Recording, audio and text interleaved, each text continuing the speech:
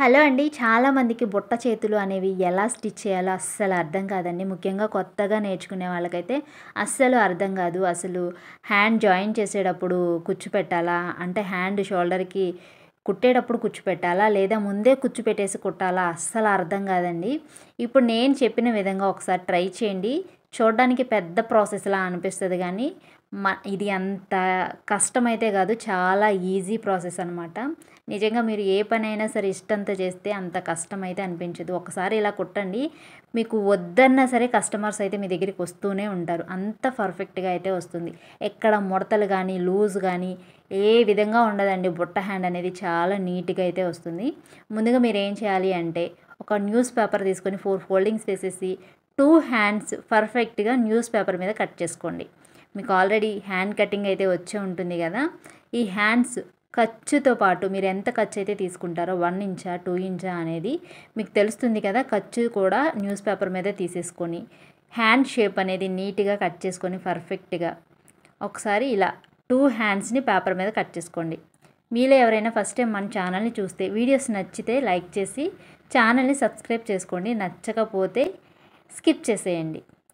ఇప్పుడు news paper cut చేసుకొని పక్కన పెట్టుకున్న తర్వాత మెయిన్ క్లాత్ అండ్ లైనింగ్ ఒకసారి కలిపి కుట్టేసుకోండి.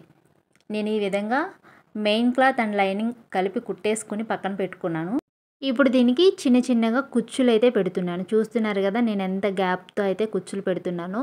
మరీ ఒక 1 ఇంచ్ వెడల్పు ఉన్న కుచ్చులైతే పెట్టుకోకండి. ఎందుకంటే మీకు అక్కడ కుచ్చనేది ఎలా వస్తుందంటే ముడతలు పడిపోయినట్టు అయిపోతదనమాట. ఇలా చిన్న చిన్నగా ఏ క్లాత్ అయినా సరే బుట్ట చేతులు అనగానే చిన్న చిన్న కుచ్చులైతే పెట్టుకోండి. చూడడానికి బావుంటుంది. బుట్ట కూడా బావుంటుందనమాట. మరీ ఎక్కువగా పెద్ద పెద్ద కుచ్చులు పెట్టేసుకున్న అవేంటి సంచుల్లాగా వచ్చేసి నీట్‌గా అనిపించదండి క్లాత్ అయితే. మీరు ఏ క్లాత్‌తో స్టిచ్ చేసినా సరే చిన్న చిన్నగా కుచ్చులైతే పెట్టుకోండి.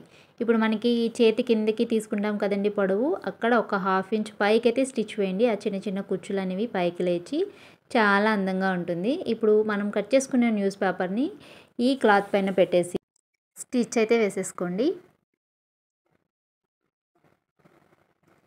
ఈ విధంగా స్టిచ్ చేసుకున్న తర్వాత ఎక్స్ట్రా ఖర్చులన్నీ కట్ చేసేసుకోండి.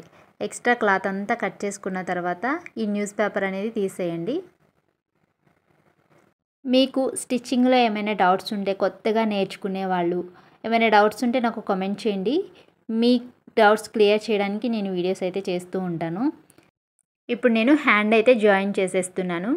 నేను చెప్పిన ఈ విధంగా కుట్టండి. ఒక్కసారి మీకు పర్ఫెక్ట్‌గా రాలేదు అంటే నాకు కామెంట్ చేయండి. ఏంటండి మీరు ఇలా చెప్పారు, మీరు చెప్పిన విధంగా కుట్టాము, మాకు అస్సలు నీట్‌గా రాలేదు అని ఎవరైనా అనేవాళ్ళు కూడా ఉండరండి. ఎందుకంటే అంత బాగా వస్తుంది. యూట్యూబ్‌లో మొదటి వీడియో అండి ఇది. ఈ వీడియోకి గనక రీచ్ అనేది బాగుంటే నెక్స్ట్ స్టిచ్చింగ్ వీడియో కూడా పోస్ట్ చేస్తాను.